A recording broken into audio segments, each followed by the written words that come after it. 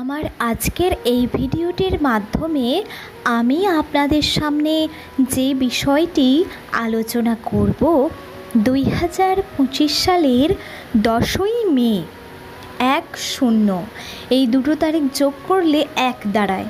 তো বন্ধুরা, শনিবার এই দিনটিকে ঘিরে বিশেষ কিছু জ্যোতিষশাস্ত্র ভিত্তিক তথ্য ও বিশ্লেষণ, বিশেষত যাদের নামের প্রথম অক্ষর এস দিয়ে শুরু, কারণ স্বনামের মানুষদের সংখ্যাতত্ত্বের মান হচ্ছে 1।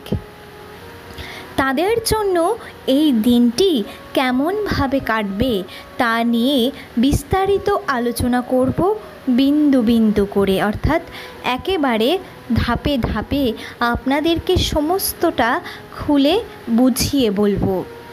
ভিডিওটি শুরু করার আগে একটি গুরুত্বপূর্ণ বিষয় আপনাদের সামনে উল্লেখ করা জরুরি বলে আমার মনে হয়।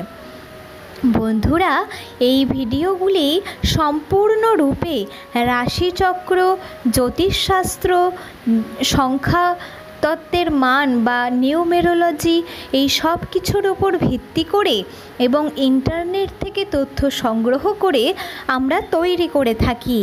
তাই যারা এই শাস্ত্র বা বাস্তুবিদ্যা, কালা জাদুটোনা এইগুলোর প্রতি আস্থা রাখেন না, মানে এগুলোকে বিশ্বাস করেন না, কুসংস্কার বলে উড়িয়ে দেন, তাদের প্রতি আমার একটাই অনুরোধ, সময় নষ্ট করবেন না। তাহলে আপনি এই ভিডিওটি থেকে কেটে দিন, কারণ আপনি সম্পূর্ণ ভিডিওটি দেখার পরে বলবেন কিছু নেগেটিভ কথাবার্তা, কিন্তু অনেকের সাথেই এই ভিডিওর বলা বক্তব্য বা ভবিষ্যৎবাণী বা ভাগ্যফল মিলে যায়।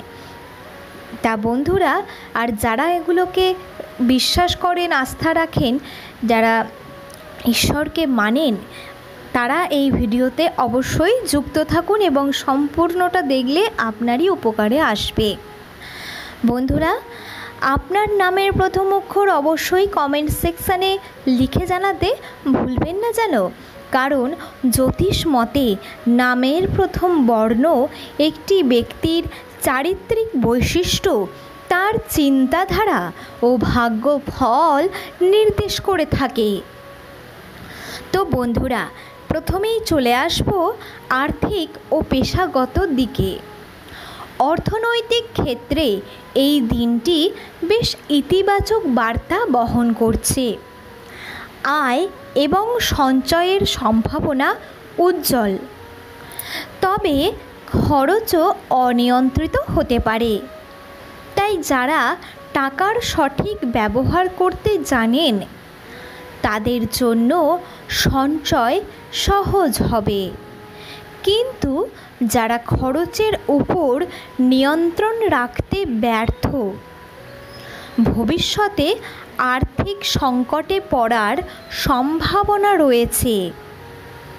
হ্যাঁ বন্ধুরা, আমি বলে রেখে দিচ্ছি, এস নামের জাতক জাতিকাদের উদ্দেশ্যে নিজের ব্যয় কোথায় কত টাকা খরচ করে ফেলছেন তার উপরে অবশ্যই একটা হিসেব করে রাখুন, কিংবা অপ্রয়োজনীয় খরচা এখন একেবারেই এড়িয়ে চলুন।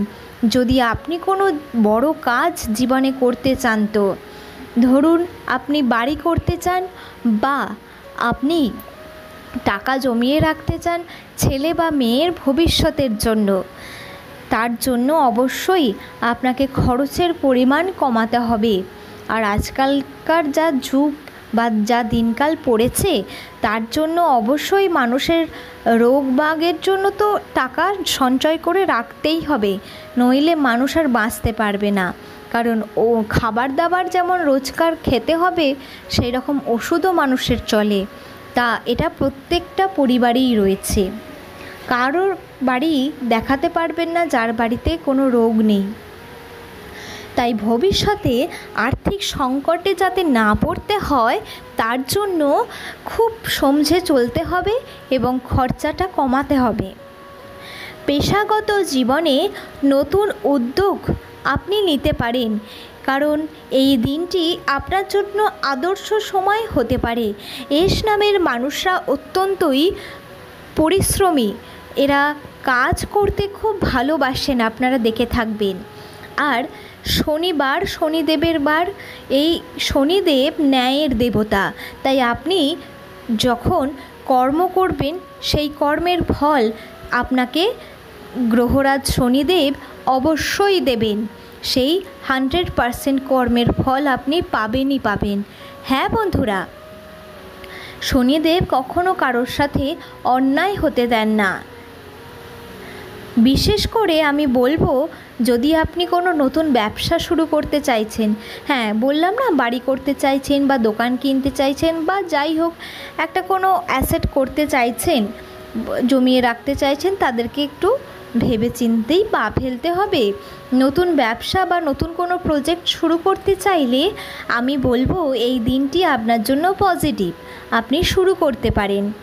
যদিও প্রত্যাশা যতটা করবেন তার চেয়ে কিছুটা কমই ফলাফল আসবে, কিন্তু উদ্যোগ আপনি নেবেন, কখনো পিছিয়ে চলে আসবেন না। তবে ওই যে বললাম, শনিদেব ন্যায়ের দেবতা, তাই সতর্ক থাকবেন। কর্মজীবনে অলসতা, উদাসীনতা, মনোযোগের ঘাটতি আপনাকে কিন্তু নিচে নামিয়ে আনতে পারে সফলতার পথে, পিছিয়ে পড়বেন অন্যদের থেকে।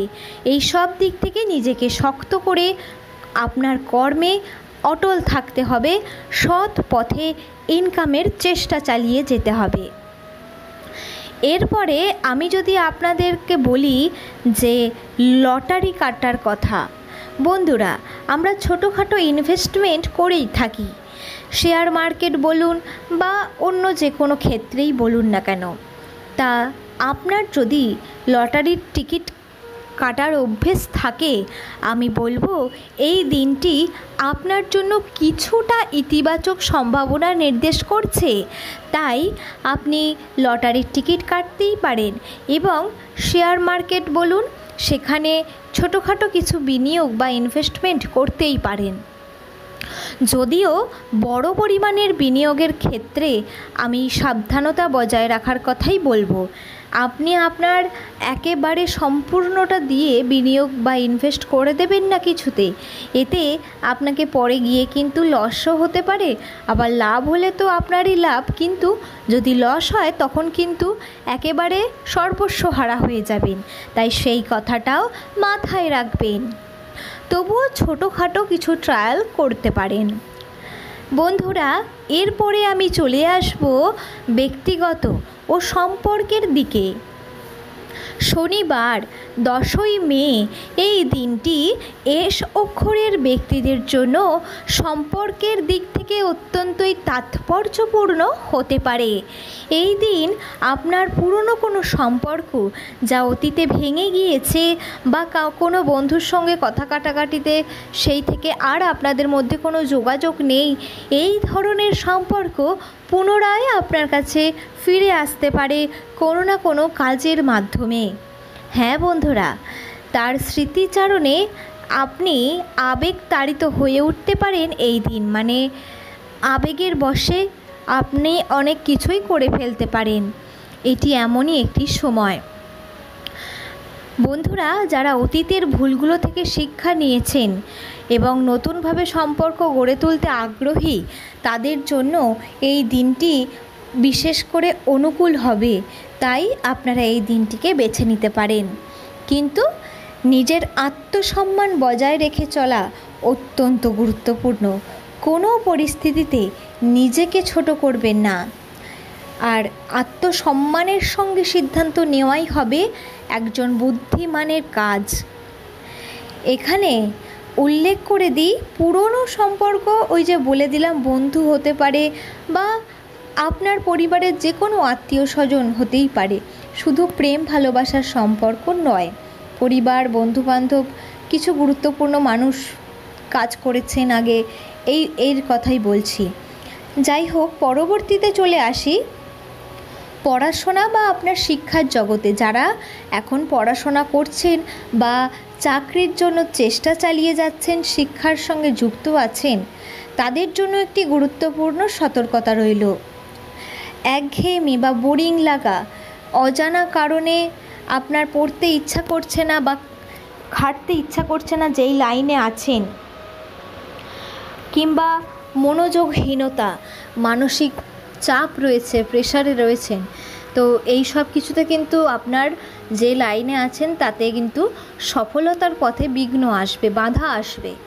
তাই এস অক্ষরে ব্যক্তিদের শিক্ষা জীবনে কিছু বাধা এই মুহূর্তে দেখা দেবে, কিছু চ্যালেঞ্জের মুখোমুখি আপনাদের হতে হবে, কিন্তু আপনাকে এই টাইমটাকে ধৈর্য ধরে কাটিয়ে যেতে হবে। আপনাকে সেই কাজে বা সেই জায়গায় লেগে থাকতে হবে, তবেই আপনি তার মোকাবিলা করতে পারবেন।